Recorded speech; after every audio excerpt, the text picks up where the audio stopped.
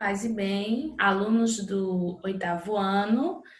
Bem, a aula de redação de hoje será uma introdução a diário, ok? Diário íntimo.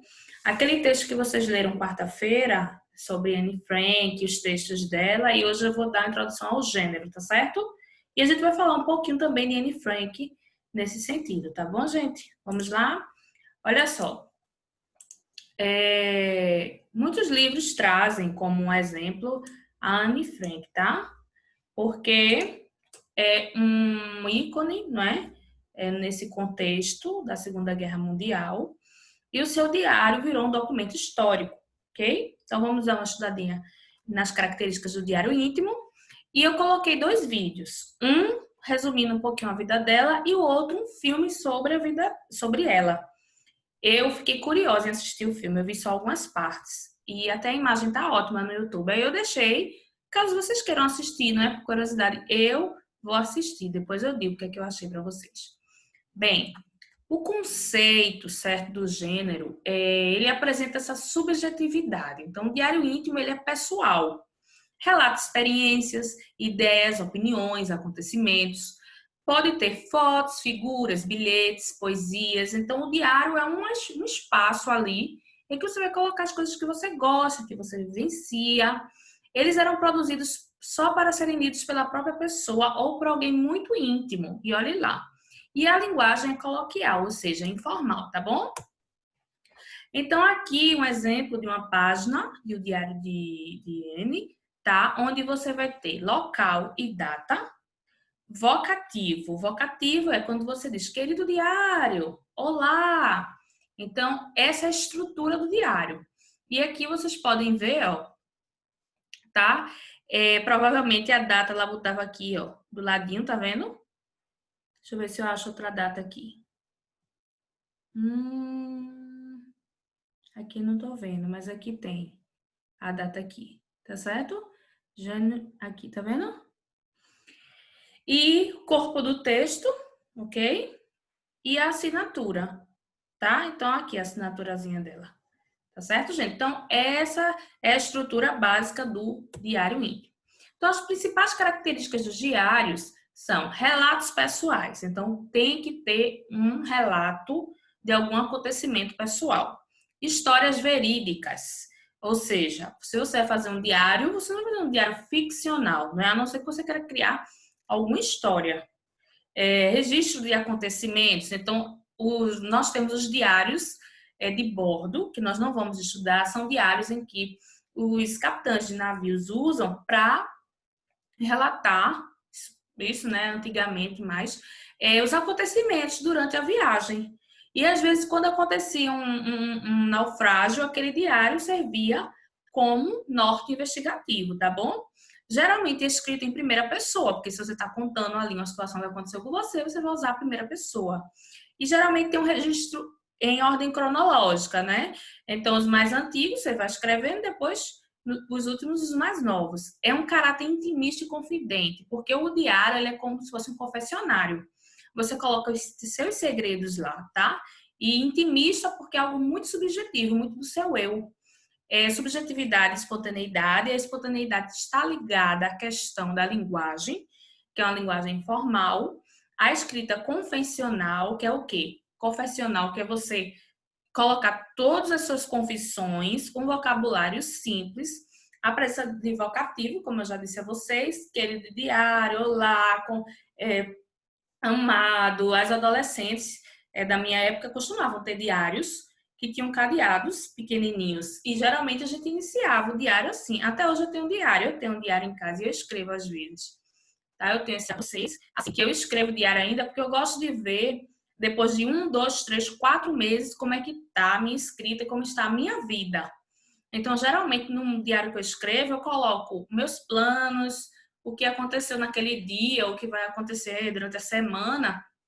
E depois de 2, 3 meses, eu releio aquelas páginas e eu identifico que muita coisa foi realizada ou que muita coisa talvez não tenha sido do jeito que eu quis, e eu começo a mudar até certos comportamentos e a visão de mundo chega a ser modificada, né? ele acha assim um processo reflexivo, tá certo? Bem, aqui tem um pouquinho, tá certo, sobre Anne Frank que a gente vai assistir agora, tá bom? É um videozinho, não tem nem 5 minutos. Vamos lá?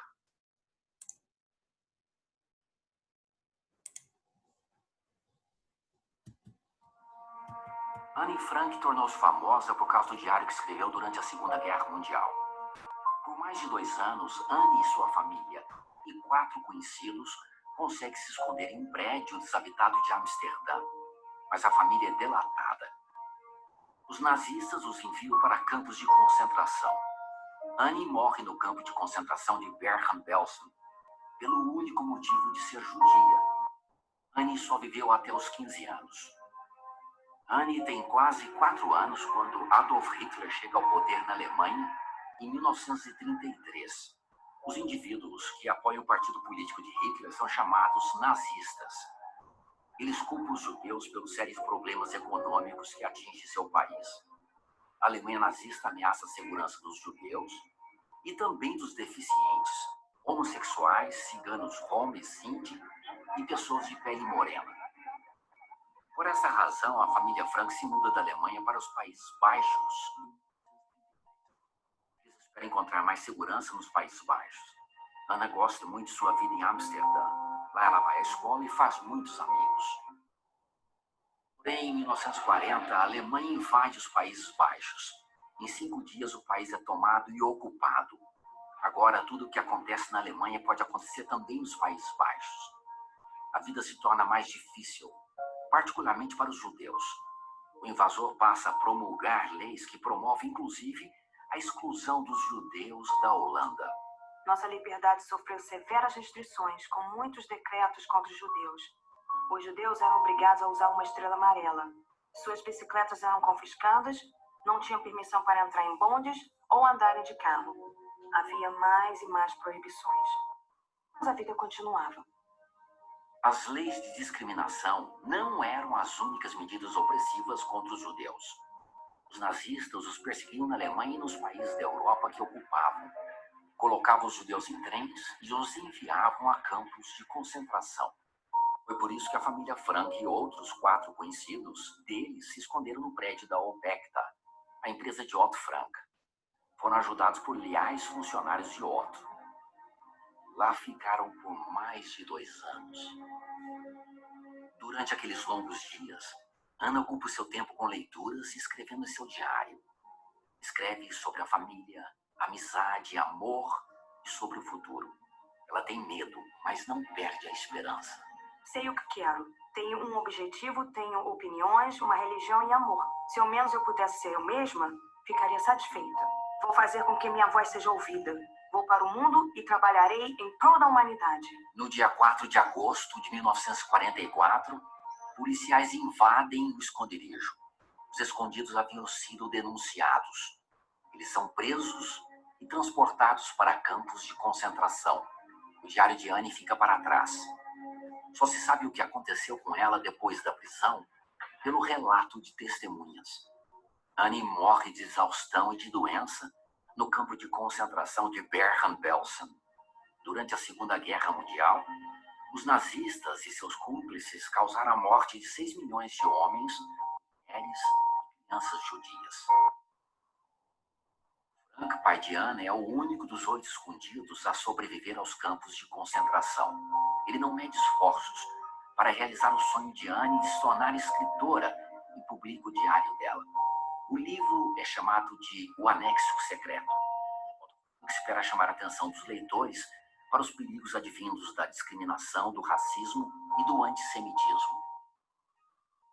Hoje, o diário já foi traduzido para cerca de 70 idiomas e é lido em todo o mundo.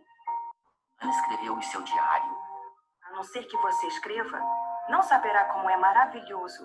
Eu sempre reclamava de não conseguir desenhar. Mas agora me sinto felicíssima por saber escrever. E, se não tiver talento para escrever livro ou artigos de jornal, sempre posso escrever para mim.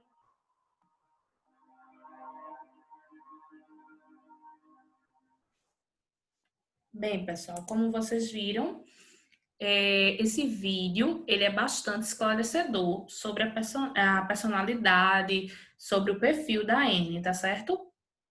Aí aqui também, aqui, eu coloquei para vocês o filme, como eu tinha dito. Vou mostrar aqui para vocês.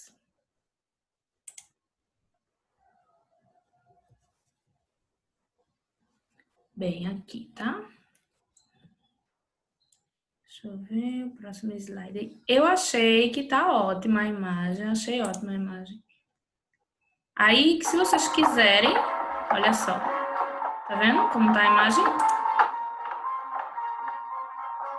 Até porque isso aqui é um elemento importante no estudo da história, né? Quando vocês forem estudar a Segunda Guerra Mundial. Eu vi as críticas, tinham muitos elogios, tá certo? Bem, gente, é isso, tá? Em relação a N, e em relação ao diário, aqui tem os pontos principais, como eu mostrei para vocês, tá certo? A estrutura, eu mostrei um exemplo do diário dela, tá? É um gênero simples, tá certo? Aqui o conceito dele, tá bom? Bem, é um gênero simples, e aí vocês vão produzir esse diário, mas é no final do mês, tá bom? O que é que vocês vão fazer agora? No caso, a atividade da semana, né? Não agora.